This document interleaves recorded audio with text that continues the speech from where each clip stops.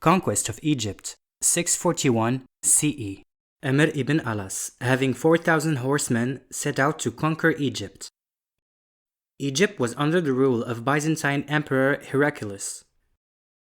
Byzantinians were beaten and lost the control of Fayoum and Heliopolis, 640. Amr marched on, defeated Byzantine forces gathered at the fortress of Babylon. Amr lured them out and defeated them there also. Patriarch Cyrus, who was the civil governor of the country, seeing critical situation, began negotiation for peace and sought approval of his conduct from Heraclius. The emperor rejected the peace pact and took Cyrus as traitor.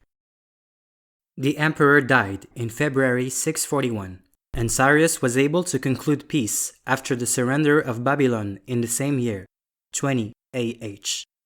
Egypt, except Alexandria, came under the control of Muslims. New Emperor Constantine III sent down a large army to defend.